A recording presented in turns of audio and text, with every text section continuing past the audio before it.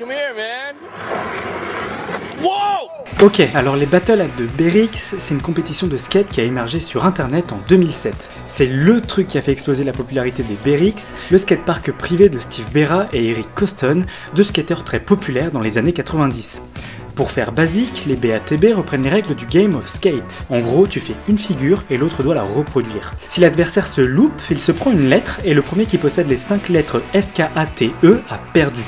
Ils ont le droit à un essai à chaque figure, sauf pour la dernière lettre où tu peux en faire 2.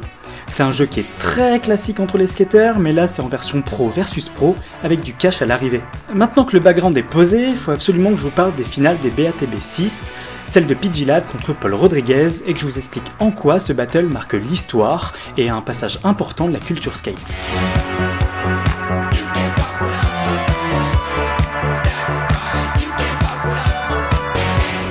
Dans les années 90-2000, une nouvelle vague de skateurs a commencé à émerger, principalement influencée par la scène street. C'est dans cet environnement que vont grandir, parmi tant d'autres, Paul Rodriguez et Pidgey. Si vous êtes nouveau, ça ne vous dit peut-être rien, mais dans le monde du skate, leurs deux noms font trembler des murs. Leurs vidéos parts sont considérées comme des classiques absolus et ont grandement influencé la manière de skate d'aujourd'hui. Maintenant, petite fiche Wikipédia.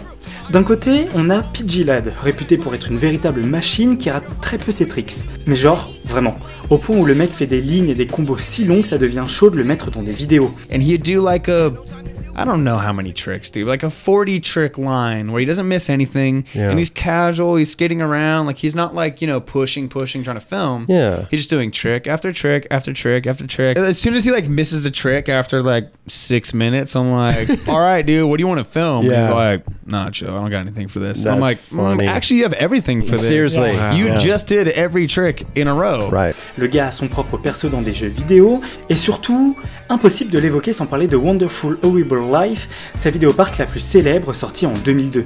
Il signe dedans parmi les lignes les plus iconiques, le tout en montrant une maîtrise de sa planche avec une facilité déconcertante. C'est aussi un habitué des BATB, souvent en finale, il est d'ailleurs le champion en titre. Et de l'autre côté, on a Paul Rodriguez. P-Rod, c'est un peu l'équivalent de Michael Jordan, mais dans le skate. Il est le seul skateur à avoir plus de 10 modèles de Nike à son nom, il a joué dans des films, dans des pubs, dont une pour le Super Bowl et une autre avec le rappeur Ice Cube et le basketteur Kobe Bryant, et au-delà de ça, c'est l'un des maîtres du switch. Le switch en skate, c'est le fait de faire ses figures dans votre position qui n'est pas naturelle. C'est le célèbre goofy ou régular. En gros, c'est comme si vous étiez droitier et qu'on vous demandait d'écrire un livre de la main gauche. Si vous skatez naturellement avec le pied droit en avant, bah là, essayez de le faire avec le pied gauche et vous aurez un petit avant-goût.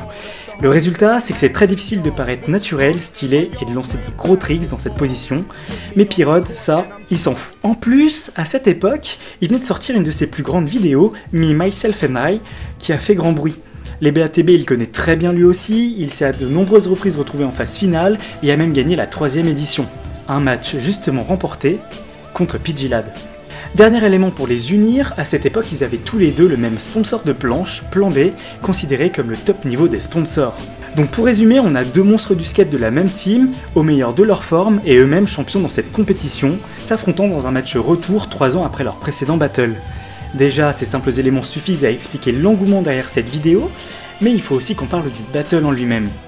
Ce match, on peut le définir en 3 mots, tricks, consistance et ambiance. C'est un véritable festival. Pour vous dire, au total, c'est près de 50 tricks différents qui ont été lancés, et Pidgey ne s'est pris sa première lettre qu'après 20 figures différentes. On en arrive même au point où ils ne savent plus quoi lancer. D'ailleurs, les tricks, parlons-en. Du Fakie 540 flip, du late flip, du laser flip, des variations en double flip, du Caballerial 3-6 flip, bref, ça tape dans du lourd et dans du peu commun, mais le plus dingue, c'est que souvent, l'autre arrive à reproduire la figure directe. Et là, on commence un peu à comprendre pourquoi on n'est pas déçu. C'est que c'est exactement ce qu'on attend d'un BATB au fond de nous, parce que même si un match classique va surtout se jouer sur la consistance ou la capacité à l'un des deux de faire des figures que l'autre ne saurait pas faire, ici, on se retrouve avec deux skateurs ultra consistants et avec un bagage de tricks très gros. Dès lors, battre l'adversaire, ça va surtout reposer sur le fait de sortir des choses originales. C'est d'ailleurs ces originalités qui feront toute la particularité de l'édition suivante, Pro versus Joes, les Joes étant des skateurs amateurs recrutés sur leur capacité à proposer des tricks sortant de l'ordinaire. Et du coup, Voir deux gros skateurs se tenir tête comme ça sur des figures aussi complexes, bah ça déclenche la foule et ça crée une véritable ambiance. C'est quelque chose qu'on retrouve beaucoup durant les finales des BATB parce qu'il y a un public, mais cette fois-ci, le battle est si tendu que les figures sont rythmées par les silences et les éclats de joie de toutes les personnes présentes. On se prend rapidement à réagir nous aussi, et ça, même quand on s'y connaît pas forcément. Parce qu'avec du recul, tout ce qu'on voit c'est des skateurs qui se challenge pour montrer qui maîtrise le mieux sa planche, et c'est vachement impressionnant. On notera aussi le striptease du skateur Jimmy Carlin, totalement fou suite au retournement de situation, et ça n'a pas de prix. Et finalement, bah c'est tous ces éléments qui participent à rendre cette battle si iconique. Et si elle se place aujourd'hui comme un élément à citer quand on parle de la culture skate, c'est aussi parce que c'est une vidéo très représentative de cette culture et de l'histoire de la pratique. Ça montre l'aspect compétitif, fun et fraternel du skate et l'esthétique des tricks et des deux skateurs de légende. En plus, on pourrait s'arrêter longtemps sur tous les skateurs présents à l'événement, ce qui en fait une véritable capsule temporelle de la culture skate des années 2010. Mais il y a autre chose. Je pense que si cette vidéo se place aussi presque comme un classique et importante à citer aujourd'hui, c'est parce que c'est une vidéo symbolique. Elle est représentative d'une période importante dans l'histoire du skate des années 2010. Parce que ouais, ce battle et la popularisation des BATB arrivent à un moment où Internet explose et a un impact important sur la culture skate. On passe alors d'une pratique certes populaire mais peu accessible culturellement parlant, surtout pour les personnes hors États-Unis, à une pratique à la culture qui se démocratise. Parce que pendant longtemps, le seul représentant célèbre dans le monde, bah c'était Tony Hawk, et découvrir le skate ça se faisait en grande partie grâce à ses jeux, ou vaguement grâce à MTV. De plus, jusque dans le début des années 2000, le skate c'est surtout des magazines et des vidéos en cassette ou DVD. C'était quasi que aux États-Unis, et donc exporté pour un public presque de niche partout dans le monde. En France, ça commençait à s'imposer, mais pas facile de s'en procurer. Internet a grandement aidé à démocratiser les vidéos de skate, notamment grâce au BRX, qui par sa plateforme, offrait une grande visibilité de la scène skate US, et ça a redonné un second souffle au skateboard, au moins en cherchant à toucher un nouveau public. Les battles de BRX et celui-ci en particulier sont presque la représentation d'une transition, celle où le skate devient de moins en moins underground et doit s'ouvrir s'il veut survivre. On est alors en 2013, et en 2013 sur internet, c'est vraiment le moment où YouTube est en train de prendre de l'ampleur et à devenir un média important. Ça reste des gens qui font du skate dans des entrepôts aménagés, certes, mais dont l'événement est tout de même couvert par le Wall Street Journal, et c'est pas rien.